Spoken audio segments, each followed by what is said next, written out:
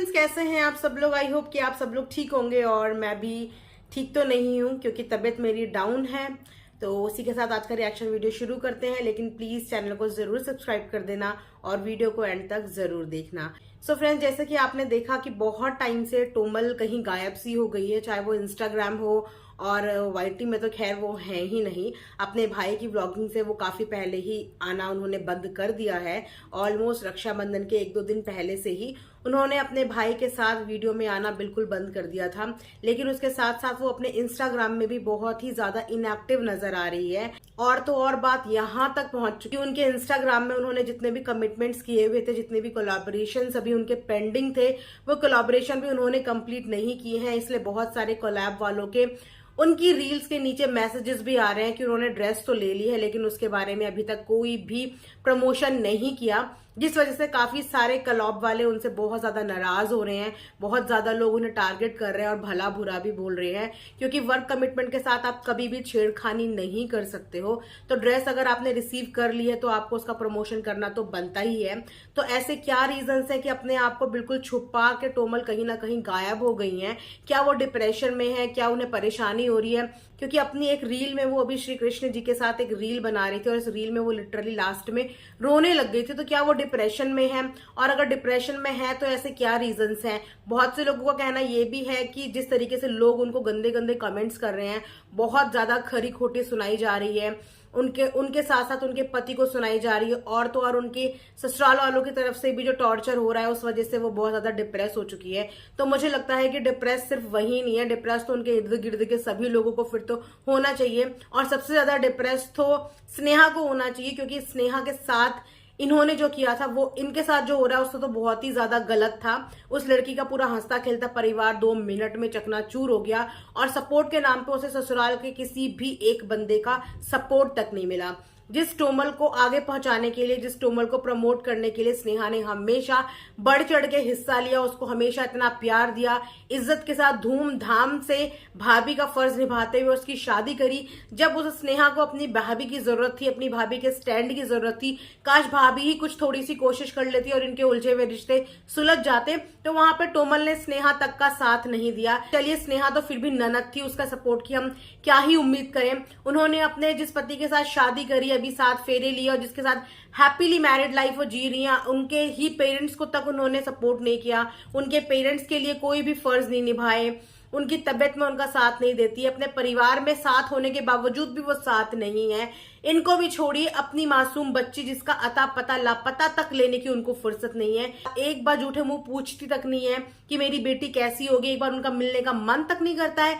और तो और ये एक्सेप्ट करने में तक उन्हें शर्म आती है कि उनकी एक बेटी भी है, वो एक बच्ची की माँ भी है, जबकि ये बात सबको पता है। उनके एक्स हस्बैंड ऑलरेडी ये बात सब कुछ बता चुके हैं, उसके बावजूद उनको इतनी क्या शर्मिंदगी है कि वो अपनी बेटी का नाम तक अपने साथ जोड़ने के लिए मना करती है। तो अभी थोड़े दिन पहले इनके एक्स हस्बैंड भी एक क्वेश्चन आंसर राउंड में आए थे, जिसमें उन्होंने और भी बहुत सारी चीजों से पर्दाफाश किया था और भी बहुत सारी चीजों को क्लियरली बताया था। शायद हो सकता है कि वो सब कुछ पता चलने के बाद भी ऑडियंस और ज्यादा गर्म हो गई इनके ऊपर, क्योंकि उन्होंने अपने पति को भी एक ऐसी सिचुएशन में छोड़ा था, एक ऐसे हाल में छोड़ा था जिस समय वो खुद हेल्पलेस थे, उन्हें खुद मदद की जरूरत थी। इनके हस्बैंड का एक्सीडेंट हुआ था और उस एक्सीडेंट की वजह से वो कंप्लीट बेड रेस्ट पे आ गए थे। जिस समय इनके हस्बैंड को अपनी वाइफ की जरूरत थी, उस समय पे ये अपने पति को छोड़ के मायके चली गई और मायके में भी 2 दिन से ज्यादा ये अपनी बेटी को अपने पास नहीं रख पाई, क्योंकि इनके पति ऑलरेडी हॉस्पिटलाइज थे, यानी कि बेड पे थे, कंप्लीट बेड रेस्ट पे थे।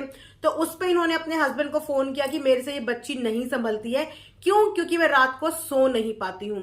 तो अपने साथ ही किसी भी तरह का कॉम्प्रोमाइज नहीं करना चाहती, चाहे इनके इर्द गिर्द के लोग कितने भी परेशान रहे, लेकिन इनका कंफर्ट सबसे पहले है। सबसे पहले ये अपने कंफर्ट जोन को प्रायोरिटी देती है, उसके बाद दुनिया गई तेल लेने। तो इन्होंने अपनी बच्ची उठाई और वो बच्ची उठा के अपने ससुराल में दे आई। उसके बाद दोबारा मुड़ के उस बच्ची को इन्होंने देखा तक नहीं। इसके साथ एक्स हस्बैंड ने ये भी बात बताई कि हो सकता है कि बेटी हुई थी तो बेटी होने की वजह से इन्होंने उसको मुड़ के नहीं देखा। तो ये कौन सी औरतें होती है भाई? औरत भी अगर ऐसी सोच रखती है, बेटा बेटी वाला फर्क, कि अगर बेटी हुई है तो मेरे को नहीं चाहिए, और बेटा हुआ है तो मेरा नाम रोशन करेगा, बेटा हुआ है तो मेरा वंश आगे बढ़ाएगा, बेटा हुआ है तो मैं दुनिया में सर फक्र से ऊंचा करके चलूंगी, तो ऐसी सोच को ना मैं क्या बोलूं, डिसगस्टिंग सोच। ऐसी जो औरतें ऐसी सोच रखती हैं कि बेटी की माँ होने का पुण्य क्या होता है, ये उनसे पूछो जिनके घर में बेटियां नहीं है। और अगर तुम्हें बेटी का सुख मिला है तो तुम बेटे की चाह में बेटी को कॉम्प्रोमाइज करने तक तैयार हो। उसके बाद अपने आप को पढ़ा लिखा बोलते हो, उसके बाद आप सोशल प्लेटफॉर्म पे इन्फ्लुएंसर बनते हो।